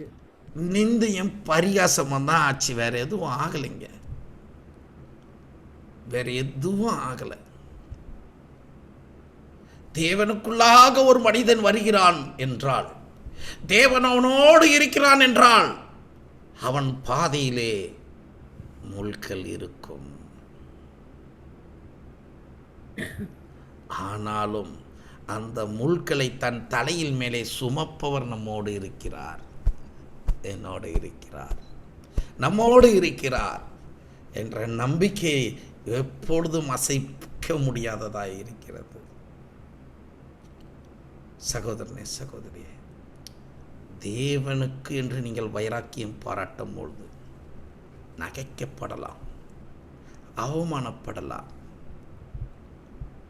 உங்களை ஏற்றுக்கொள்ளாத ஜனக்கூட்டங்கள் இருக்கலாம். உங்களை ஏற்றுக்கொண்ட தேவன் உங்களோடு இருக்கிறார். உங்களை ஏற்றுக்கொள்ளவில்லை என்றால் அவர்கள் தேவனை ஏற்றுக்கொள்ளவில்லை, என்னை ஏற்றுக்கொள்ளவில்லை என்றால் அவர்களுடைய தேவனை அவர்கள் ஏற்றுக்கொள்ளவில்லை. இப்பொழுது கூட பாருங்க, நான் இதே ஒரு ஆர்சிலேயோ இல்லைட்டோ மற்ற பெயர்களை சொல்ல விரும்பலை, மற்ற எதனா ஒரு பகுதியில் நான் இருந்திருந்தேன்னா, மற்ற வேற எதனா ஒரு காரியத்தில் இருந்திருந்தேன்னா, அல்லது ஒரு இந்துவாக இருந்திருந்தேனா, அல்லது ஒரு இஸ்லாமியனாக இருந்திருந்தேனா, அல்லது கிறிஸ்துவத்திலே வேற ஏதாவது ஒரு காரியத்தில் இருந்திருந்தேன்னா எல்லாரும் என்னை தூக்கி தலையில் வச்சுக்கிட்டு ஆடி இருப்பாங்க. ஆனால் உண்மையான சத்தியத்தை கேட்குற இடத்துல தான் இருக்கும்போது உண்மையை தூக்கி குப்பையில் எறிகிறாங்க. என்னை தூக்கி எறிகிறேன்ட்டு உண்மையும் கேட்க வரமாட்டுறாங்க. உண்மையுள்ள தேவனுடைய மகத்துவத்தை புரிஞ்சுக்கவும் வரமாட்டுறாங்க. இந்த லில்லி புஷ்பங்களுக்கு நடுவிலே, அந்த முள்களில் நடுவிலே இருக்கக்கூடிய லில்லி புஷ்பமாக்கிய கிறிஸ்து எனும் அந்த முகத்தை பார்க்கும் பொழுது யாருக்காக அந்த முள்முடி சுமந்தார் என்ற அந்த எண்ணம் வந்தாலே, ஏதோ அந்த அந்த முள்களின் நடுவிலே இருக்கக்கூடிய அந்த குமாரத்திகள் என் பிள்ளைங்க தானே, அந்த சபைகளும் என் பிள்ளை தானே, அந்த மனிதர்களும் அந்த வழிபாட்டு முறையில் இருப்பதும் என் பிள்ளைகள் தானே என்பதை அறிந்து கொண்டு அதை செய்யத்தக்கவன் யார் என்றால், எதுக்குன்னு கேட்குறாங்க நீட்ட, லூசு பயிலாடா நீ. எனக்கு ஒருத்தர் கேட்குறாரு, நீங்கள் இந்த ஓம்ன்றது இந்துக்களுக்காக பேசுறது, இஸ்லாமில் பேசுறது, இதெல்லாம் விட்டுட்டு வெறும் கிறிஸ்துவத்தை மட்டும் பேசுனீங்கனாலே போதுங்க, நல்லா பேசுகிறீங்க அப்படின்றாங்க. அப்போ நான் அவர் வெறும் கிறிஸ்துவ கடவுளா? அவருக்கு மதம் இருக்கா? உங்களுக்கு எனக்கு மதம் இருக்குது, பிடிச்சிக்கிட்டோம், ரொம்ப பிடிச்சிருக்குது தலையில். கடவுளுக்கு ஏதுங்க மதம்? கடவுளுக்கு ஏதுங்க மதம்? மெய் கடவுளை கொண்டு போய் சேருங்க, மதத்தை அல்ல. தேவன் சொல்லுகிறார், என்னை அவர் மேற்கொண்டு இருக்கிறார். அவமானங்கள் வரட்டும், நிந்தைகள் வரட்டும், அசிங்கங்கள் வரட்டும், கேவலங்கள் வரட்டும், நான் சோத்துக்கு இல்லாத சமயத்தில் கூட அவன் காலினே உழுவல. இப்போ எத்தனை காலில் உளுந்துட்டு இருக்கேன்ன்றது அவருக்கு மட்டும்தான் தெரியும். என் தேவனின் நிமித்தம் இந்த பாடுகள் எனக்கு ஒன்றுமில்லை என்ற காரியத்தை எனக்கு கொடுத்திருக்கிறார், அந்த நிச்சயத்தை கொடுத்திருக்கிறார். அதில் எனக்கு ஒரு ஐயமும் இல்லை.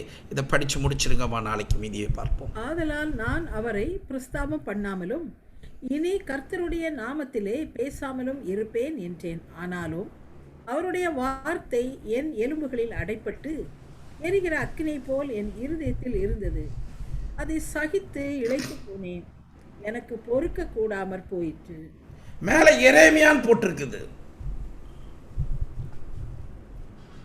இந்த காரியத்தில் எரேமியாவுக்கு பக்கத்தில் என் பேரையும் கீழே இல்லாட்டி கீழே என் பேரையும் போட்டுக்கலாம்.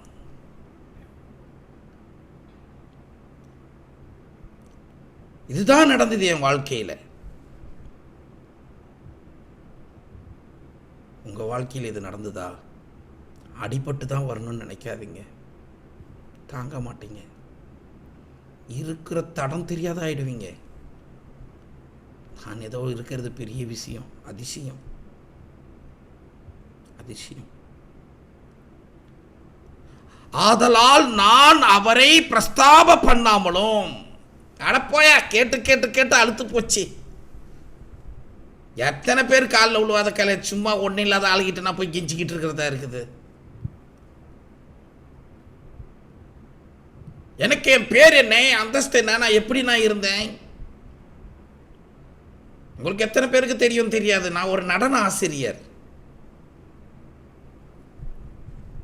நான் ஊழியத்திற்கு வருவதற்கு முன்பாக நான் ஒரு நடன ஆசிரியர். இந்தியாவிலே 7 தேசிய விருது பெற்றவன். சும்மா 1 இல்லை 2 இல்லை. நான் பார்க்காத பெரிய விஐபிகளை பார்க்காத ஆட்களே கிடையாது. பல பிரதமர்களோடு பல ஜனாதிபதிகளோடு பல முதலமைச்சர்களோடு உணவருந்தி இருக்கிறேன், பந்தி இருந்திருக்கிறேன். அவர்களிடத்திலே மெடல், அவர்களிடத்திலே விருது எல்லாம் வாங்கியாச்சு. ஒரு ப்ரோக்ராம் பண்ணோம்னா வெளியில கீழே உட்காந்து பார்க்குற ஜனக்கூட்டம் எவ்வளோ தெரியுங்களா இருக்கும்? 5 லட்சம் பேர் நான் பார்த்துருக்காங்க என் நிகழ்ச்சியை.